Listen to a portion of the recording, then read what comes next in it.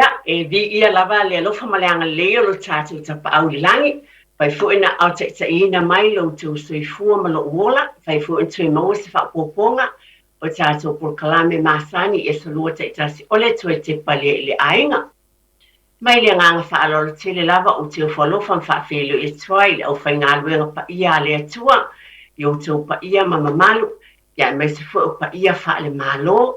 ia whaale atino, mai lava I maunga te tele se I o lava I se o pito I titi. Ia o nai o tātou ainga uma lava, tono maota malawa I tua asina sina mai mātua se I o lava le whana witi, pia lava e mafuta mai ai po te tonu o te rone. Ia po atino ufo I fafo, ia o te whaafelo I atu ma le whaarolo tele lava I ate utu uma lava, malo lava le soifua ma le langi ma, whaaftai fu o le nau mai atu le tautua le sunga le awao, ia me se foi le tau sala o le tai au whaafitai I le tau tua. E whaafitai fo I le sunga ia po le tau whai a tia tia, whaapena fo na mafuta le nei tai au. I le nei por kalame o le tau tepa I le ainga. E tau tuaina lo tau pa ia ma le mamalu. Nei fo I tai au e le mawhaina alu loa sa o whaamitalanga, e whaafitai tele atu lava I le pa ia ma le mamalu o le tātou o tunu. Wa o te wa ai ma o whaalongolongo pia I tala o tau tuainai. Tulo lava o fale taavale ia o whapena o fale ainga. So se tau tua lava o tātou tangata anu. Lo au onai so se ngā luenga ia e vi ia le atua. Ona o lo tau soifua au onai so se ngā luenga e fo ile vi inga I le atua. Ali amataina le tātou por kalame I le nei lava tai au. E batu fo le wha mai senga. Ia o fitia le au po misa ona o le bala au pa ia le atua. Tawi ina ia whaamawhana whanaina pia e le atua I o tau whinangalo, o tu fia loi mata malingi ai ia le file mu o le ali. Nei tai au, le nela wa taimi ali amate pila wa tūlanga masani, tawa whaifo ila toi te pai le ainga. E bata se upu mai le whiunga pa ia a le atua e amataina ai le tātou pulkalame. Ia o le nei tai au le pulkalame al toi te pai le ainga e ufu inatu lava se upu mai le whiunga pa ia a le atua. Tono upu masani o le lautusi o salamu I se lau maleono. Pai mai vivi ia tuia o tau I le ali. A wā e le lei lava o ia. A tono o tau whaafonga so iai. Ai le mawhauna tui nai pēr lo a wātu fo ea o mai le ainga. Toi te pai le a vivi ia tuia o tau I le ali. A wā e le lei lava o ia. Ai whai mai fo I le lautusi salamu o tau le suna le whao. Whai upu i o wātu nei por kalame. Alona whai upu e valu e eni u whaapea. I nā tofo ia o tau. Ma ia o tau I loa, e le leile ali, amu ia le tangata o le whaatua ia te ia, e moni lava, tātou vivi I le ali a wai le lei lava o ia, whaavavaulo nā lofa, ai moni fo I whai mai, I nā tofo ia o tau ma ia o tau I loa, e le lei lava le ali, na mai lea amu ia le tangata o le e whaatua ia te ia o le atua lea. O le mea moni lava, e le upu lea le whai mai le ngana whaafamo I nā tufo ia o tau. A e le whaapea fo lea o le upu whaapea tānia o lo iei ma lo whaapea. Oh, taste and know that the Lord is good. O le wingo se whaamtalanga.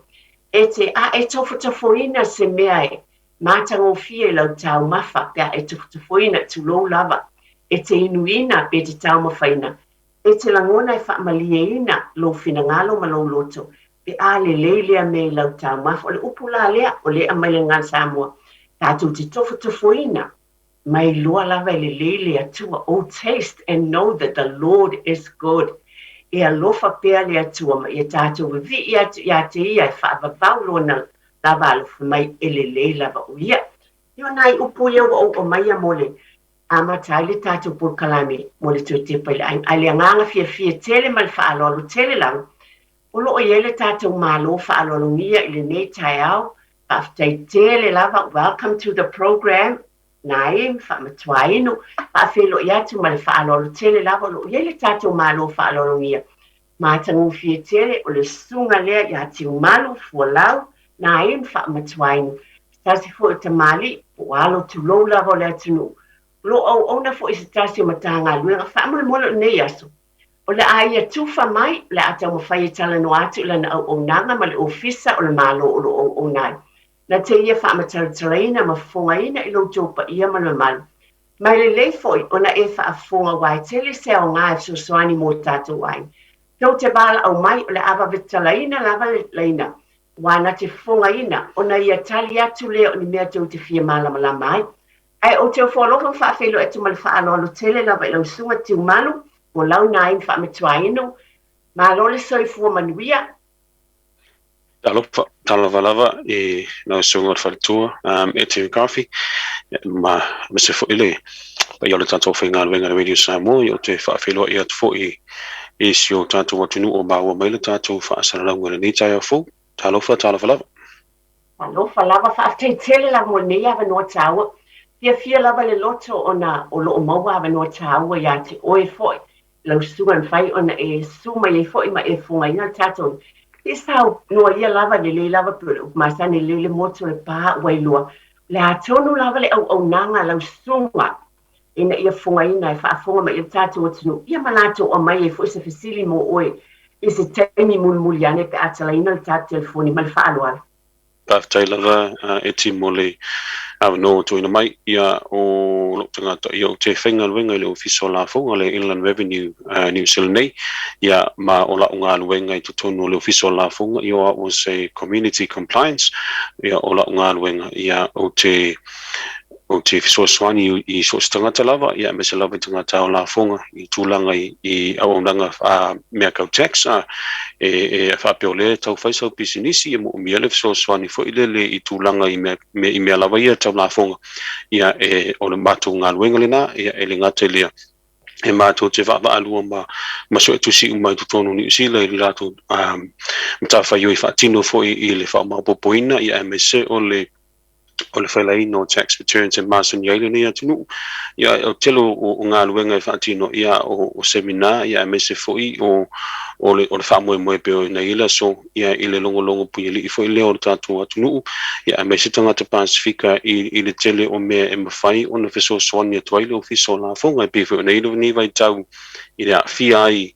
o tātou i le COVID-19 furuiva ia o lo o iai fo i fiso soani o lo o mwhai o na mātu whaalau i loa ina e fiso soani ai i se whaalapuputonga ia me se foi ia a pisinisi o lo pia o na awhia i le tūlanga o lo iai ia e pio la o tātou po kalamini ni so whaafitai e mo le avanoa eti ia o le awhitu tonu lava lea i tupe fo i lea ta ua i mātou o le Working for Families Tax Credit ia po tūlanga lea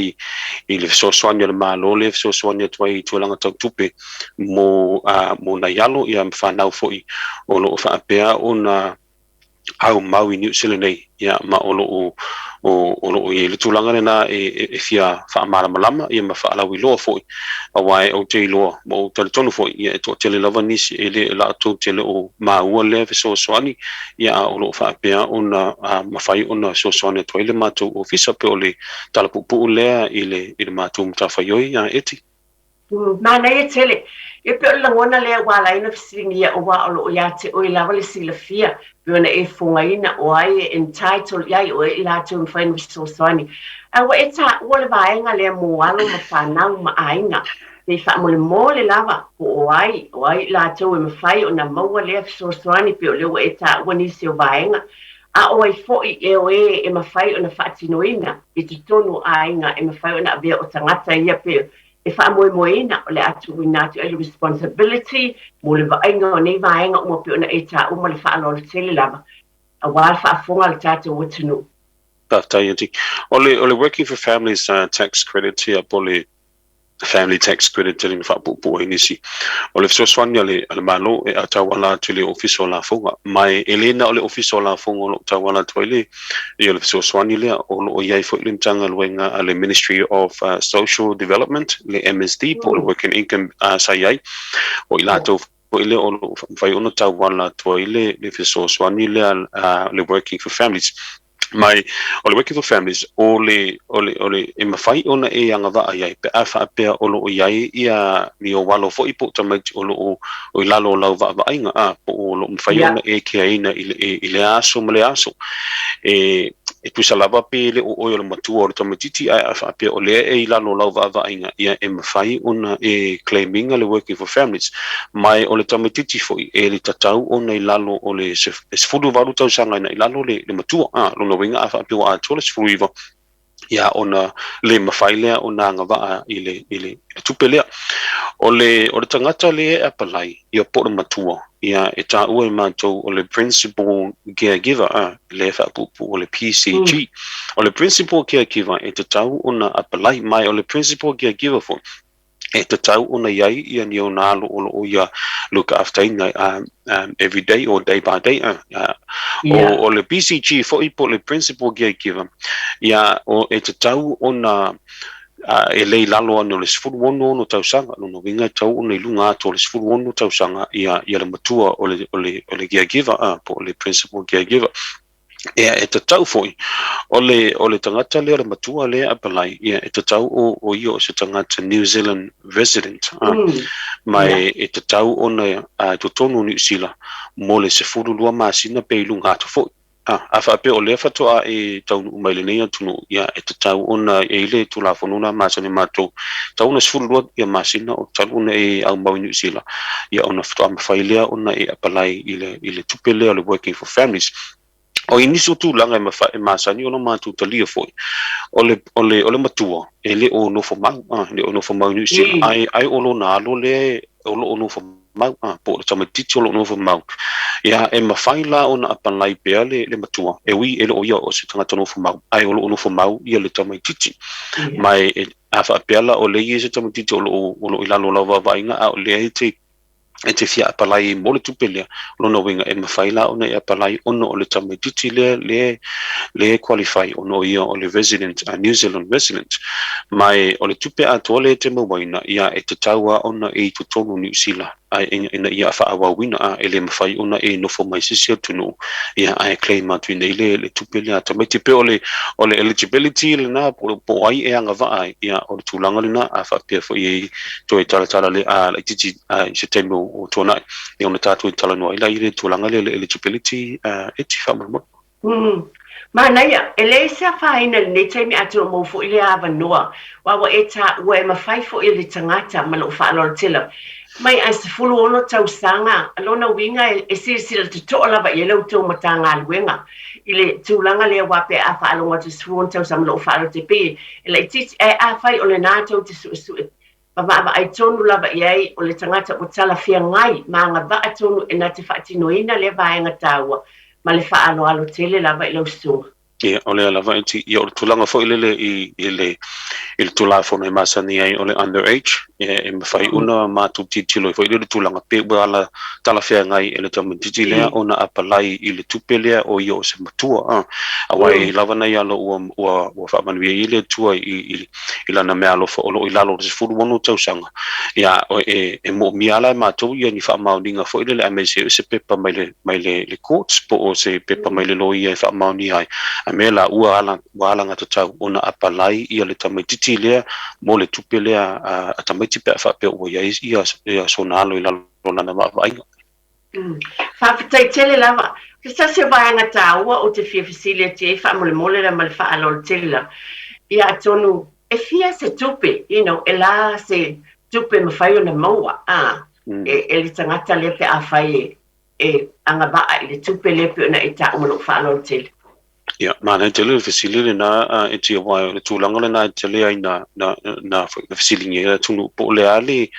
le mea le ona ese le tupe e maua lesi a tele lesi ia o le tūlanga le tupe e maua e tele i o tūlanga e mawhai ona a fia i le tele o le tupe e te anga waa iai mo le tupe le a tamaiti ia e mawhai ona matu tilo i le tūlanga pe fia le a whai o tamaiti o lo i lalo lau wa ainga ia o le a fo i le matutu o tamaiti sa iai ia me se foi o le a le tele o le tupe maua alu a inga o lo iai mai manatu foi o le tupe le o le working for families le tutongi atu e matou e fua i lunga o lau tupe maua o le winga na fa mtelanga a fa pe o tele na wale lo tamau a inga foi le i tulanga i ngā luenga ma me fa pena ia ona la titi le o le tupe e te maua i lo a inga a fa pe o lea e la titi lau tupe mau ia ona te le fo ila e le o le tupe e alwa tu mai waki for family sa lo minga la fam talang e se uma tu langa ia inga mala tu tupe mau nisi e te le ala tu te le stongi o le ainga ia ona na la titi le o le tupe mau ia pe ona fa tu la e te le o isi tu langa me fai ona fi ai ia le alu lunga ma le alu lalo tupe mau a lo ainga o le se fo tu langa le i to i le fa i o itu la e te whainga ruenga ona ia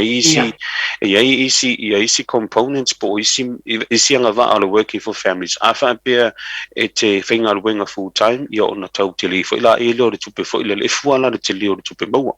ia malesi tūlanga ia o tupe fo ila le mwhai ona e wha alu i mea kau child support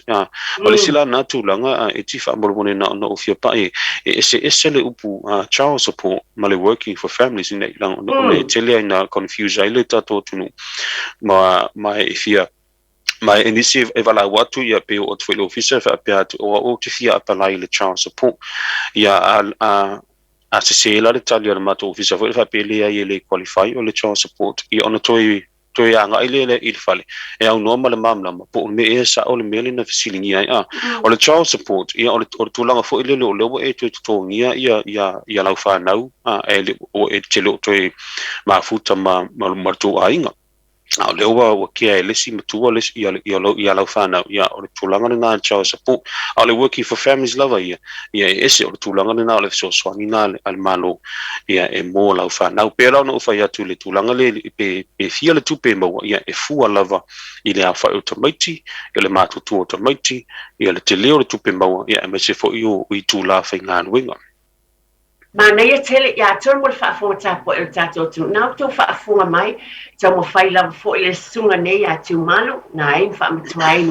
e fo ai na ma fa ma tala ina la mo lo to si le fi wa ta wa tele a e fa fo mai ile nei tani o la se me pe o lo ai nga ye te ton o le vai nga le ele lei ona e bala o mai se te mun muliane pe a fa pe na ta to te tala ina le tato telefoni o wa o le o su mai le sunga nei ya tu malu e mawhai ona i tali atu, tele lava ni fisili mani mea e te finangalo e te fia malamala mai. A lea ua ia tau mawhai lava i lona mawhai e wha matala au ili atu lo tau pa ia mal mamalu. Mai tātou e ofo e lo wha alongolongo atu e moni lava e ese lava i le tūlanga i tonu ainga ma le income ma le tupe mau e fuafua te tau i lato. Ia e wha pēnā fo o nou tau wha fonga mai ia fa pena fo na fisili e pe lato ofisa pe a fai o oile na e te fa fo mai lo ainga e te mana o miele so soani i le tūlea ia aton o le na wa umona ofisili tu langa le fa mole lava lena fisili tu ele amatanga po le ali te leo le tupe o le fo wa esano ai te toe fa pena ona aton o mole sunga ya tia mo tato fa salon fa business ai fo i mai e ona tu va tu le se fo sanga le sunga ele tato malo fa aloloin on te tala vave lava leo tato telefoni wa ele lele fisili mai o tato tangata no mal pa ia mal mamalu alo fa funga atu le sunga ya ti malu nei po nai e funga ina atu matalina so to finangalo e mai in se tasi vaenga a mole tia fa tato fa salon fa business mal fa alo ya atu tu lava no nei lo sunga nai fa mole lava ye ni si me e fia funga ina ia te tala ai le tatou telefoni a wa alo whaafunga mai pele tatou o tunu lau o nanga mal whaaloalo lava na e Whaftai eti ole tulanga lea i le working for families and na whaamani noa tōni so o component o le working for families po ni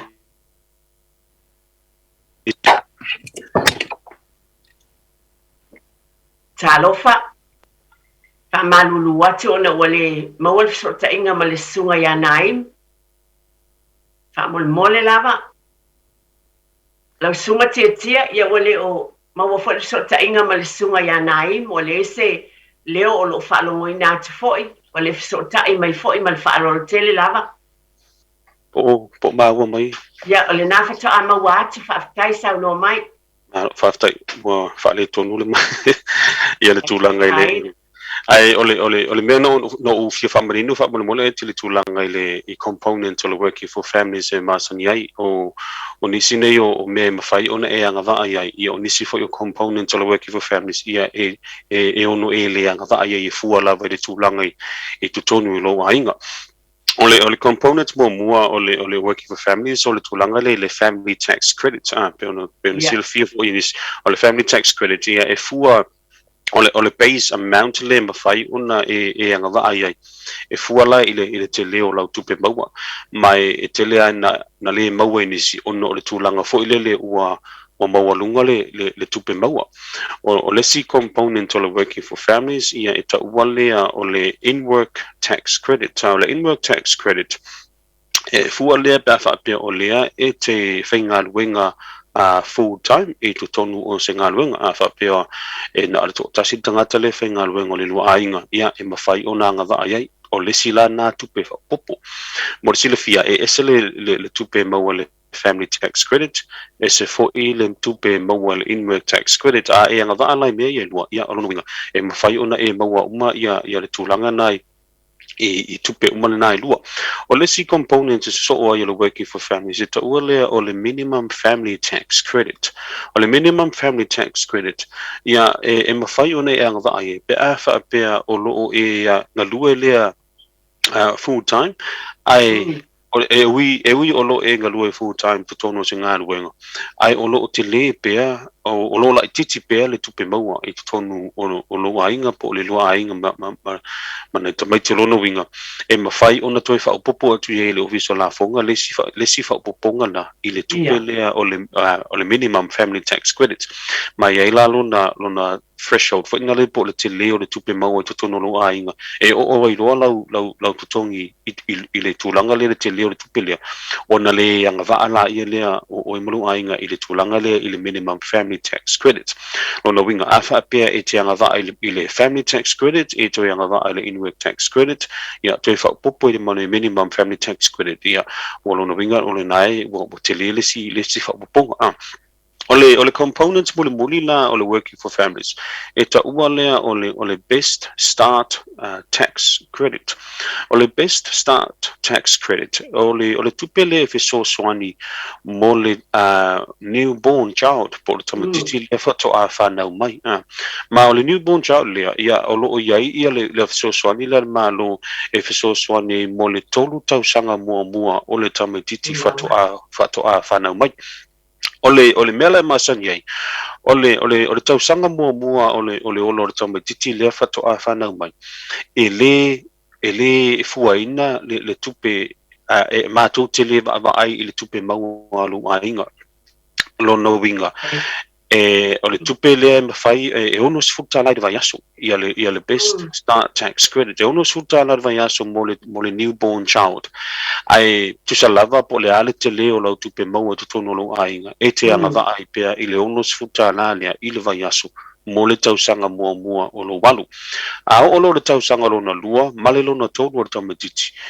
ona fua lona ia lea o le tupe lea te maua le best start tax credit I le tupe maua lo ainga lona winga a fa pe o tu tausanga lua ua o I le fia afe ia lo tutongi I le vai aso po le tausanga fo ia ona e le anga va ila ia pe e te anga va fo ia wa mata ona lai titi mai atu le toi ono suta na o pa umai lalo le limas fulu fast fulu pole alava ia tu langa le best start tax credit ele leife ona manino ia lo tatu atu no ona tu langa le na tele lava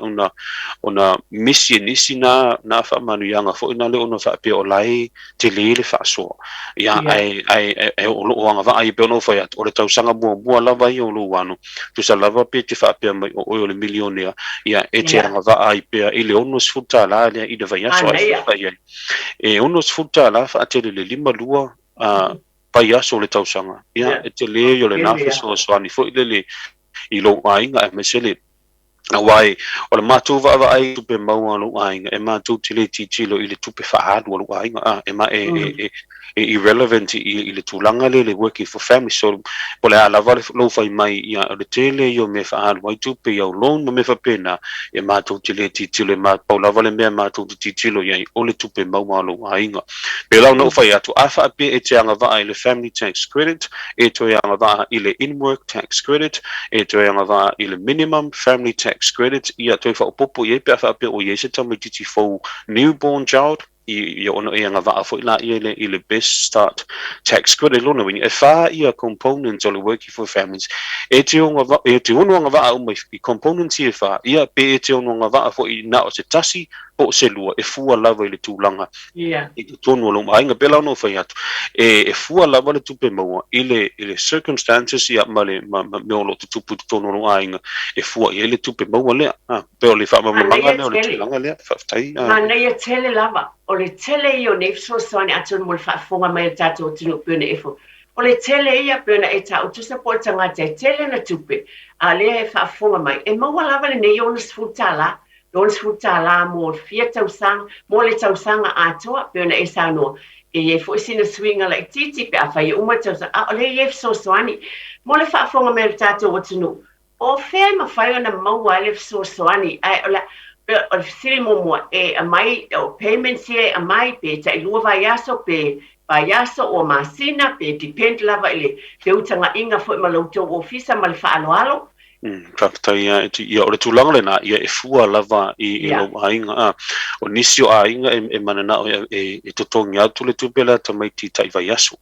Ia o nisi fo ia mana o te ilua vai aso ma totongi atu fo le fua lava le whaasoa. Ia o nisi fo e le mana o e watu i le tai vai aso pe tai ilua vai aso a mana o si uma le tausanga wha le tupi. O na whato a pe atu le as a lump sum. Mai i lau ia la mai tau ia i le tūlanga lo ia i le tupi atamati e tele lava ina o whautua ina nisi o ainga. A wha apea o le nā e lava lau whaasoa i le vai aso. Ia o te whautua ina e le leile le tutongi atu te tausanga fo ile se umar tausanga fa le tupi o na fatu a maua leo le o le tupi le o le mafu anga o la fautuanga ona tele lava nisi ua toe totongi mai le tupi le tamaiti o le mafu anga le ona toe totongi ona mana tua fo i o le tupi le tamaiti le pe ia tu o le working for families e fu e lungo le tupi maua lo mainga a fa apea e se ona failua mai PSC ona fua atu le tupele e watu le IRP i lo ainga ona o le sese o le estimate o la family income i le tausanga ma le tausanga ia e ono overpay atu e mātou le tupele ona toi ona uma le tausanga fa tupe mātou wa ai atu e ese le tupele e le asa mau lalo le tupe sa ta umai ai umane le tausanga e te le tupe mau alo ainga ia lo no winga ia te le yo le tupele sa over atu na totongi atu sa le tau ona totongi atu le tau lana toi fa fo i mai lo le tulanga lena e fotu ai na ia wa uma le tausanga fa tupe ia e mātou te mau uma lava fa mau i le tupe mau e fua fo ilale ia le mātou pei atu o le lump sum le i le tupe maua lo ainga wa lo mātou lo ai e le taimi o lo fa nga solo tausanga whenga tāia o nei lo ilo fiso la fonga pe fia sa o le tupe maua alo ainga i le tausanga ma le tausanga o le mafuanga o na mana tua fo e aso vai aso e te fina ngalo ai te ngalue over time ia pe mo sa po ne si o so fa fo se fo ile le tausanga e ono halua i lunga lau tupe mo e mana tua la a fa pe ele i longo ina mai ma to office tu langa fa pe na ila matanga o tausanga fa tupe ia ele ma fa fo la no ma tu lo pe la la na o le toi tinga ino ni se toi tongi mai ia le tupe la to mai a fa pe la va sa o level calculation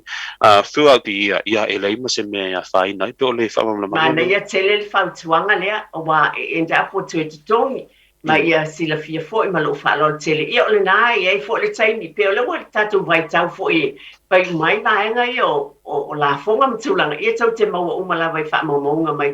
pal fainga luenga mal fa lo tele la vai tat pa ia mal malu tatu tu o le ase telefoni in fona wala o tuai po ni tulanga fo i fa so ta ia tuai o to mo so ting ale la tala ta telefoni e wala o mai ni se te pa pena na ke mala matili alo yele sunga nei ya naim foi ko le sunga lava ya malu e fonga inatu ma le whaalora tele lava o an telefoni o a whanisi o tulanga so ta inga whaneo na poe ma futa atuai ma tala no atuai. Kaktai e ti o pol tulang muri le afa pe o le nai wo ele I apalai ia le tu ainga ile so swani la malo ia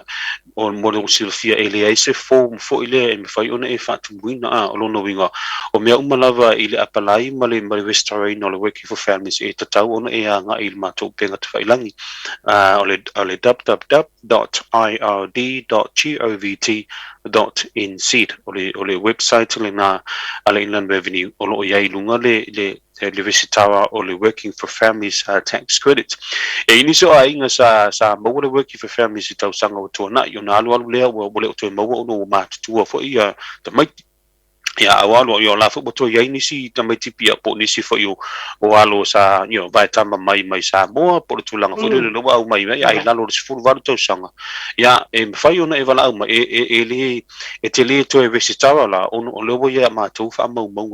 o la working for families Samoa mo pa la valo tu langa o lo to e vala au mai a mela e fai lo mai o le ya le si ta mai titi la lo va ai yo no ma tu fa si no tu lo tu langa te tau ona ya nga I o le li e fai mo ina ia toe mawai le tupelea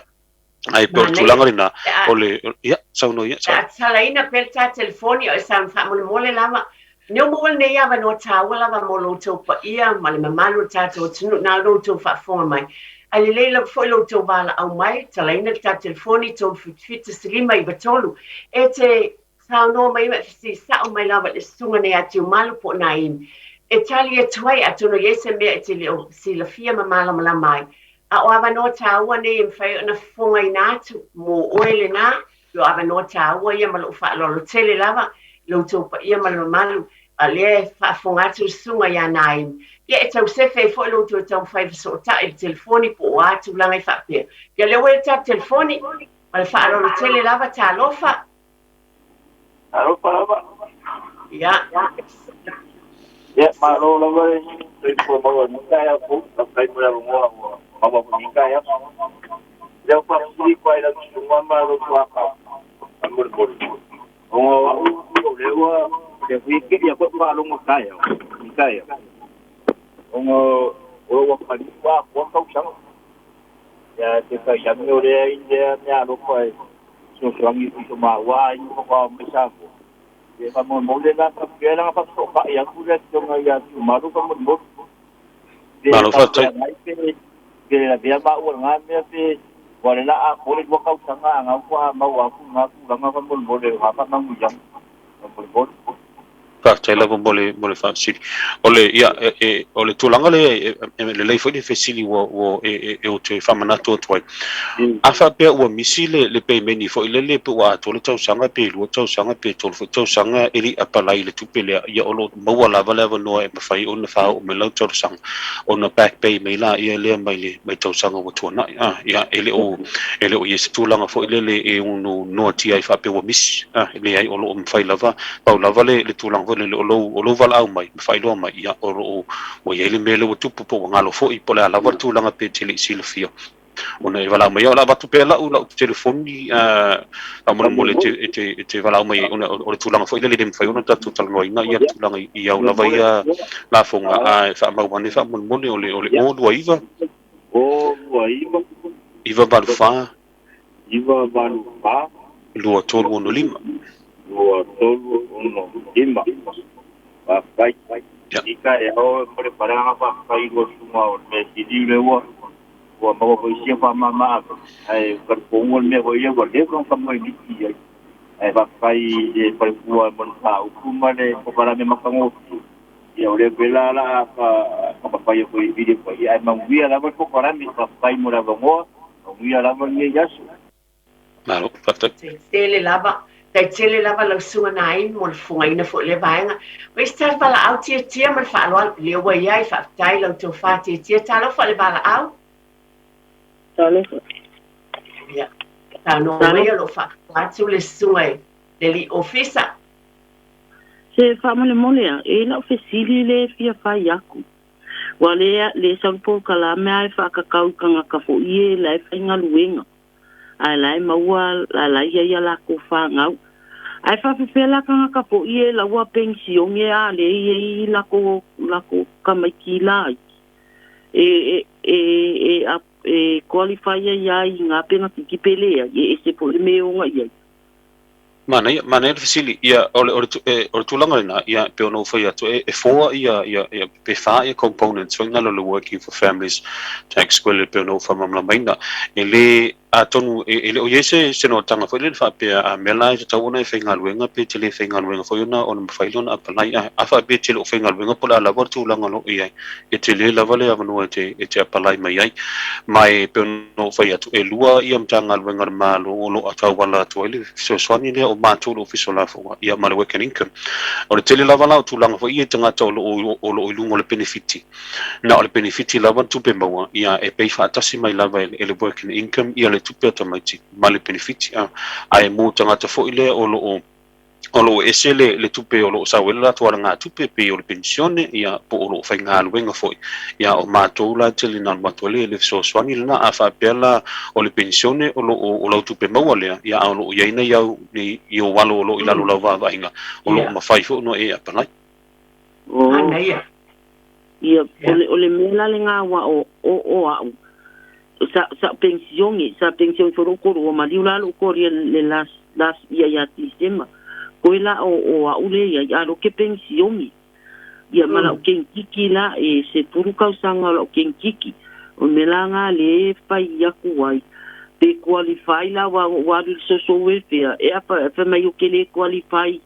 le so welfare ke alu por me ya le ke sa o mai ya o ke alu e apala ya ai la ya e go online ya eu kale lo wa ka kele malama po imo ya ikele po ya ai malama po ile me website ma me fa penga ya online ya le lai o me nga e na se o ken ki nga atap mai sa mo se furu ka sanga mas se furu ban o la ka so se nga ruenga se furu ban ar ken ki la le ya un al me la nga le fa lungo longo inga o ke ele qualify ya o i le tenga pikir so welfare au ke aru lai le in avenue o le inland revenue le official la fonga ia o inale e mfe one tolchanga mai mo tu pe mato te fautu ina fo i telo me te tau bona fai ia ona fai le ona mo le sile fio no le wata what is full varto sanga ia o mato policy lava ia i tamititi what's full varto sanga afa apel wa to full varto sanga ai o ia pe tono wa o ngai kolisi polo ave fo se course me va pena e ma fai lava na qualify se ia mo le tau sanga ya se yo ya te se ma fai mo tau sanga ai afa apel was full varto sanga ai o lo tau so ringa ngai le to ya o ia ona le toe anga vaale ia ile tupele ai mo lo pol fama na maina le tina fama mo o le official la fonga e ta wala mai ai lau tarsa ia o fa kai le wa mala wale fa pai gan for i numero income fa mai le ke le qualify ia ai fa kai ke le ani wa mala ia e se me o ke anga ia ke le no ka fa kai fo ngai sa oi ele o aru ke ngele a onga ele o avia sanga kos ia o le mele nga wa sa o ka nga va a very kos nga ma wole se so an ai le ele o avia se kos ia ai fa kai kele a mo fa mala manga mai o mele ia te siding mala ia le ai lo le po sa nga le lo le se me ia fa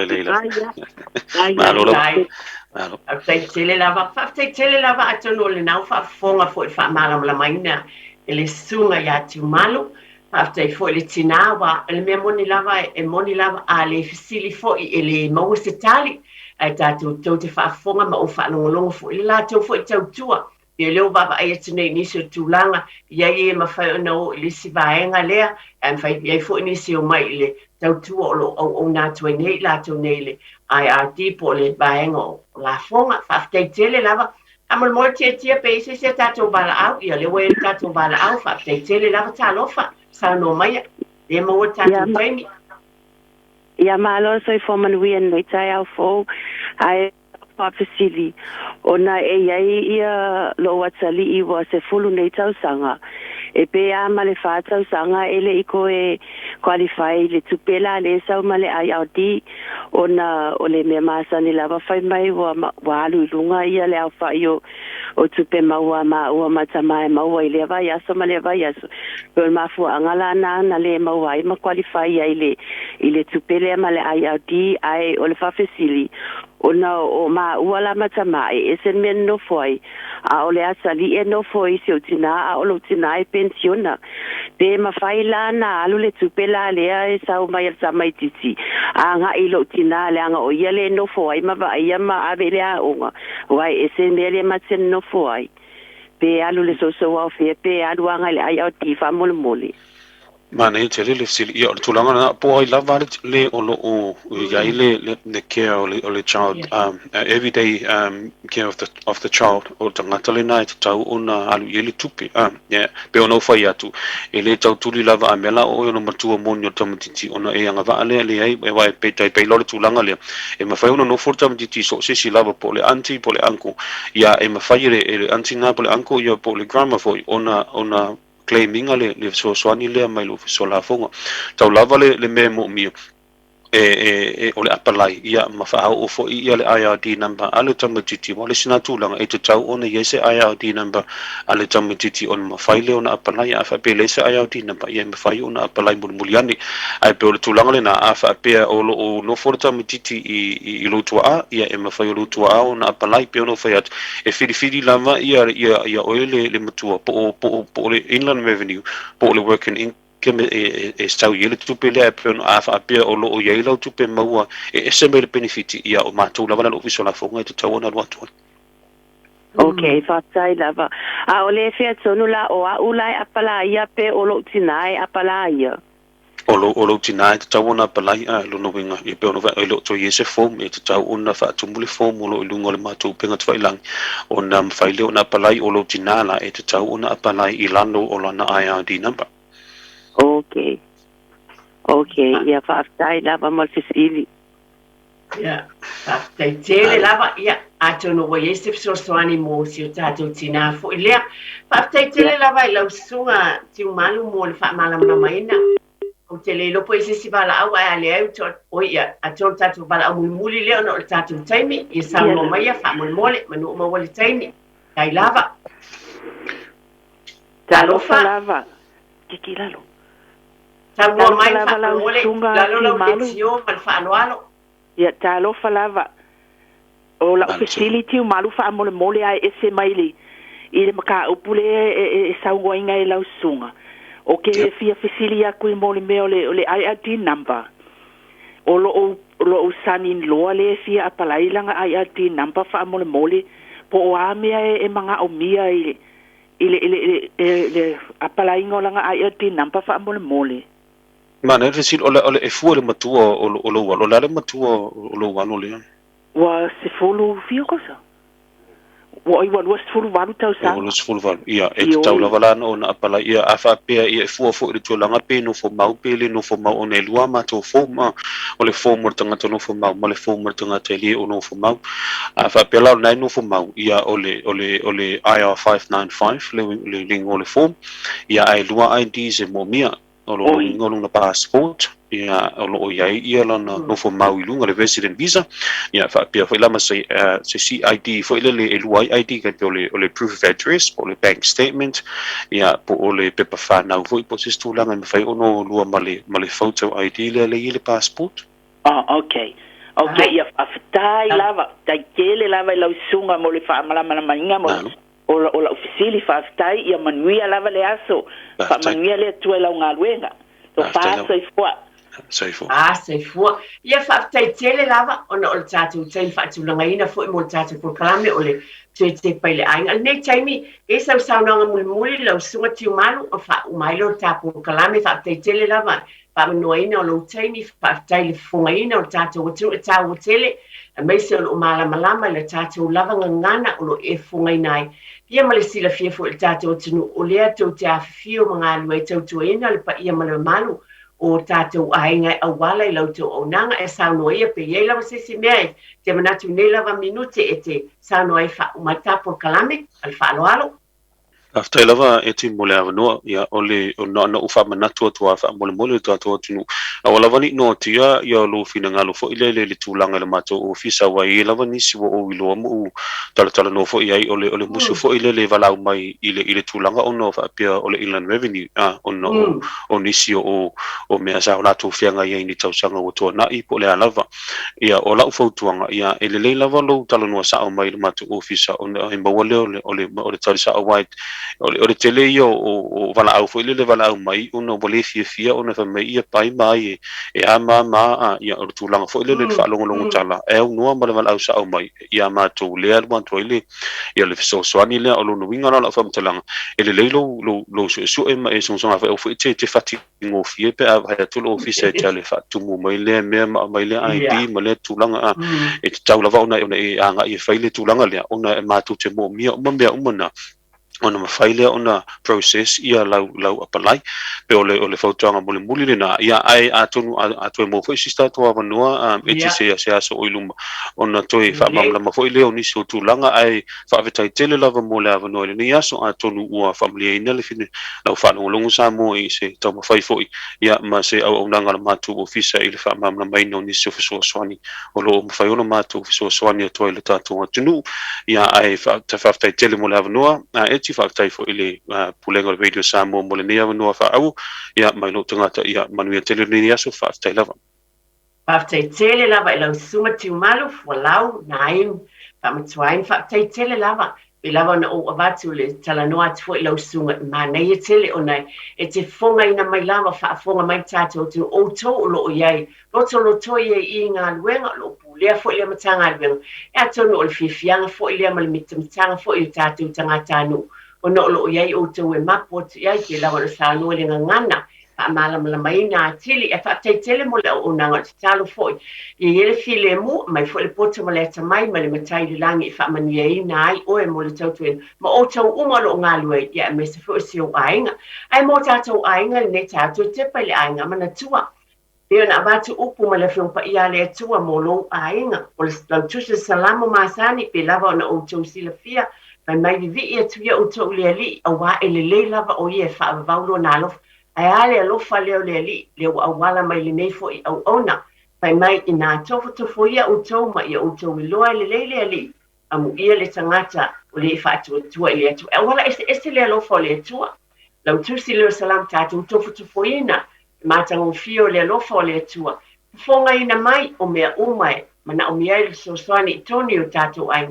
tatu te talo i whamanuia tele le atua, mo lo ainga ma lo foi ainga. Whaktai tele lawa lo sunga tiu malo, whamanuia le atua nei foi, taimi o lo ngā luenga, ia mahaso umalama, o te mo le atua lo whaktai ia te utu umalama o ena bala au mai, lisi fo whaafunga mai fia lava, e mana tua o le nāwo tau whaafunga sa noanga, sunga ia tiu malo ia, e avia fo ilam soswani mo utau, ia ale nei taimi ma le taele o loto o te mole tole whaktai tele lava, e pa ia ma le mamalu o tātou o tinu o lo ainga, mai lo ainga ma ia e ti o te alo whatele lava ia te utu umalava, i whaamanuia le atua le nei vai e sama, ia mana tua, o le atua, o le ali ia, o le matai, o ainga umalava, ia soifua ia ma ia manuia.